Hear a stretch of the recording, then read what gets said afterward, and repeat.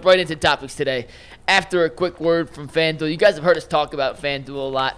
It is America's #1 sportsbook, and right now they have a little something different for everybody out there. Now through September 22nd, all FanDuel customers can bet $5 and get a 3-week free trial of NFL Sunday Ticket from YouTube and YouTube TV. Then with the YouTube TV base plan, you'll be able to watch every regular season Sunday afternoon at a market game. All you need is a Google account and a current form of payment, and you can cancel anytime you want. Just visit FanDuel.com/UCSS to download America's #1 sportsbook. So, guys, Myles Garrett was added to the team's injury report yesterday. Did not participate with a foot injury. Browns also added fellow defensive end Zadarius Smith to the injury report as a non-participant with a back injury. Jedrick Wills upgraded to limited. He did although he didn't it says here he didn't participate. I thought he did participate Wednesday. Every report I read said he went through drills. I saw videos of him in drills yesterday. So right.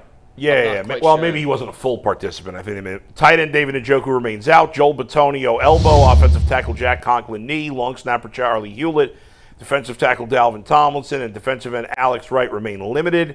Center Nick Harris, receiver Jerry Jeudy, linebacker JOK, cornerback Denzel Ward are full practice. How concerned, and what is the biggest concern on the injury report right now for you guys? Are we concerned at all that Myles Garrett's not going to play? No, because I listened to Myles after the game, and he talked about, he said that the pain comes and goes. He said sometimes it's really bad, sometimes he gets away with it. He said it's one of those things that he's just going to like downplay it and continue to play no matter how painful it is. But he said he does feel it over the course of the game. Is it the toe or the foot? I don't know. I think he said foot. Like, because I hope it ain't turf toe, but if it was turf toe, it's gonna sideline you for a good 5 weeks. You're out of here. Like, you can't do nothing with people. Like, oh, you got turf toe? No, they gonna tape your big toe down to the bottom of your foot. They gonna put that little string around, tape it to the bottom of your foot, and put a metal plate in your shoe. Man. And hope that that helps you. It ain't. It doesn't. I remember before he was doing the Pro Bowl stuff, right? And he dislocated his big toe. Oh yeah, that's right. Now, what was it, 2 years ago? Yeah, when I heard that, I said, that's exactly what I thought too. I was like, I hope that does not like linger on. Like, after a while, arthritis gets in there, sets in. Yeah. Ironically, I dislocated and broke my big toe too. Recently? No. When I was younger, I was running to a swimming pool. You guys have heard that story. Oh yeah. Yeah. They had to put a metal rod in it. It almost came off. So the big toe chronicles is a thing. Yeah. Well, so are you concerned about his injury? I'm concerned about it long term. Like, half of his game is to get off. It's to look at that. That's a fact. Wow. Look at that. Like, he's out here running basketball moves on these dudes, and the fact that he is that big and able to bend that much, you got to realize the amount of torque and the amount of force and energy is being displaced into his ankles and his joints and his lower half. When you're that athletic, the thing that you worry about is not with the hamstrings or different things. You worry about the joints holding up, all that pressure on his lower body, and that's the biggest and best part of his game. So, I'm concerned about that. Like McNugget said, that's the first thing I thought about when he had started being on the injury report with those foot injuries. Is that because if he can't push off, if he can't get out of the blocks, that's a rough one, man. I mean, I agree that Myles is concerning, but the biggest concerning is still Denzel. I mean, Myles, 80% Myles is better than probably like 20 top 20 DNs in the league. Right, but it's concerning. We've seen it before where he's not 100%. He doesn't have the impact but he's still gonna. Are you okay? So you telling me if you are a OC, you gonna say you gonna single block Myles? No, certainly not. But all right, so he's been hurt in the past. It has affected his effectiveness. Right. Yeah, I've never heard somebody put it in those type of terms, but it does sound right. But anyways, I think that he's still going to eat up a double team. So, at the end of the day, people still got to win their one-on-one block, whether he's healthy or not. They still going to get their one-on-one shots. The Denzel thing, you saw it. You see when he ain't out there. You see what goes on. Right. So that is concerning. With that little snap count stuff, I didn't get it. I didn't know he was hurt. I didn't either. They said didn't tell anybody. They said it popped up on the injury report like the last day, and nobody thought anything of it. And you know, Denzel Ward, like, you know, he's all over these receivers. Them little moves they be making, he be all over that. I know. He don't even be concerned with cornerbacks, man. See, I've been watching these corners lately because we got 3 good ones, man. Man, them corners that don't go for none of your underneath stuff, they got great recovery speed. They feel like, we not worried about that. You know, listen, you're not getting over top of me, and I could just mirror you. And if you got one of the dudes like that, you got a huge advantage. Look at the first couple of plays against the Jaguars, right? Like they made Gabe Davis out there look like he was a tight end. Yeah, he did. He was out there looking like a tight end. I'm like, bro, where's your get up? They tried to hit the double move and everything. Nothing. He hit him. He stopped. He was just looking at him like this, shaking his head. No, like, so if you got him out there, it's a great opportunity for you to put the Giants under the bed in a heartbeat. You know, they have Malik Neighbors, who had a huge game in week 2. He's nice. Who they play last week? Washington. Oh, they ain't got no They secondary. don't got a very good They ain't defense. got no secondary. He's a really talented young He's receiver. nice. I mean, you know, yeah. He's inexperienced, obviously. This will only be his 3rd NFL game. But he's off to a great start and played very well against Washington. As you said, they don't have the corners, but he's a guy you'd want Denzel Ward to be able to deal with as much as possible. I mean, he's a guy that they have nobody else on offense besides him. Their offense runs through him. So he is the key. If you stop him, like... Yeah, the rest of their receivers are all journeyman guys. Same with their tight end. Their running backs, Singletary. Yeah. Nothing special there. I mean, their the Giants are not they're a very limited offensive team, to be nice about it. Yeah. I mean, it's sad, too, because Brian Daboll, first year there with Danny Dimes. I know y'all don't like to call him that, but Danny Dimes. And he made him look like a decent NFL quarterback. Yeah, one good I think year. He cut down the turnovers and he had 15 touchdowns to 6 picks. He was or something running like that. crazy that year. And I don't know what's happened since then. He got, you know what? He got paid. That's what happened. In the words of the great Sean King, he wasn't no good in high school. He was not good in college. He was never good. And he was never good in the league. Robbed him blind. Man, it was good one season. It was nice. That's all He wasn't even good that season. 15 touchdowns. 15 touchdowns. He was 6 decent picks. that season. Is that fair? He was okay that season. He was solid that season. He was league average. He that wasn't season. the reason they lost, but they had no ceiling because he was that's true. mediocre. Now, in fairness, he's had no wide receiving talent around him before Neighbors. But getting back to the injuries, obviously the Denzel Ward one is big.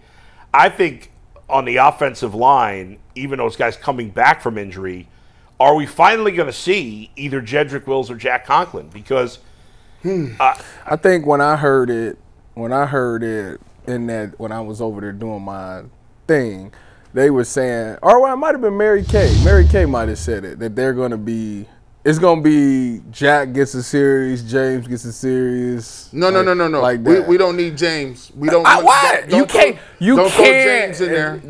You can't throw somebody in left tackle just know. first day out. Go out there. Is Jared ready?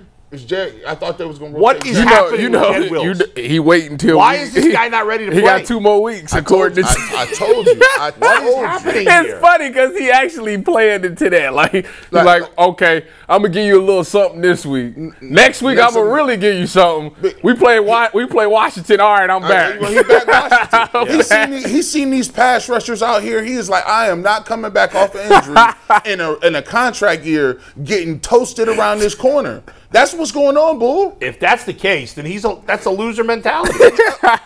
He's a businessman. Yeah. He's like, nah. You really think that's happening?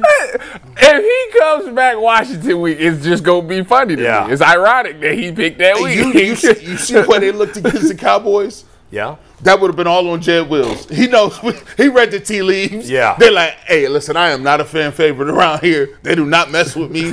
I'm not about to get that smoke. I'm not catching that smoke. Yeah. Josh Allen graded like a 92% last week against the Browns, like 92, like in PFF. So this week, listen, you got Kayvon Thibodeau, like.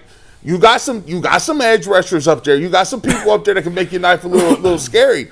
So you're like, look, I'm gonna come back. I'm gonna get my money off against these Commanders. I was laughing because I had seen, I think Mary Kay had tweeted out yesterday that DeJuan was out. He also had like similar to what Jed had, but it wasn't as bad. She made sure she put it wasn't as bad as Jed.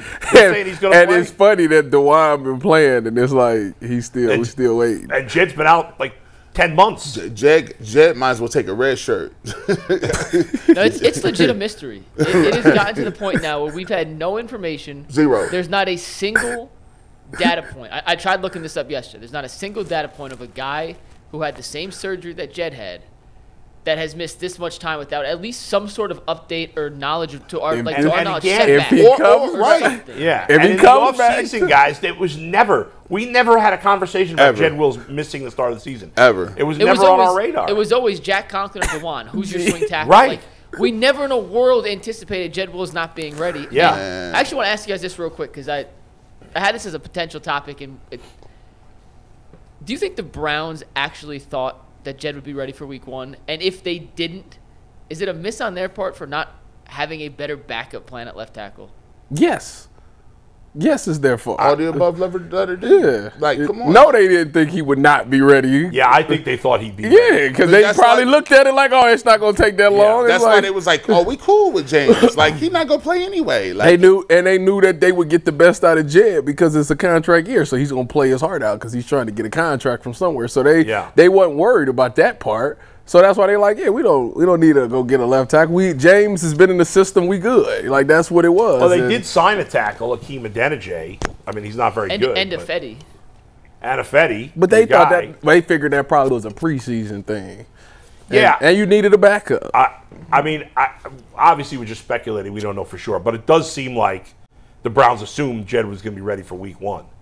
And the fact that he's just started practicing now. If Jed come back, Commanders week, I'm telling you, I'm going to laugh. Who we play after the Commanders? The Ravens, Eagles. Right? Oh, the Eagles, then the Ravens. Well, he can't drag it out that long. Nah, he can't drag it out. Eagles. That we all into the second part of the season almost. That man ducking. He's ducking that edge smoke.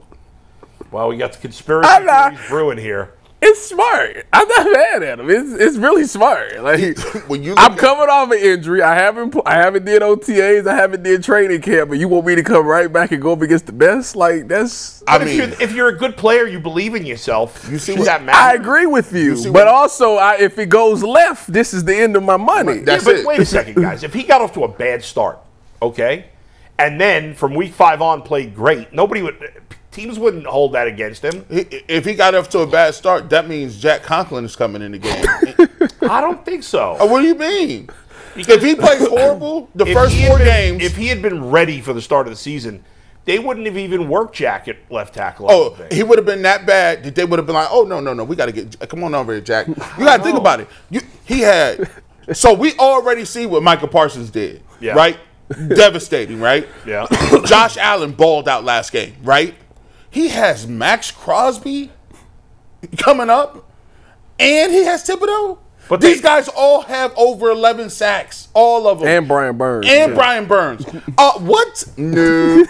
I don't buy that they would. You're not setting me up. I like your first conspiracy theory. I'm not buying they would have benched him. I don't know about bench. Yeah, but they're going to rotate. Look, he's like, look, this is a new thing in the NFL. I am not coming back till I'm a fully 100% ready. They would. That might be true. Myles Garrett's not doing that. But they wouldn't have benched him. They would have let it ride out because they needed to know whether or not they was going to pay him. And according to Jason, if you got to wait till now, you know you're not going to pay him. So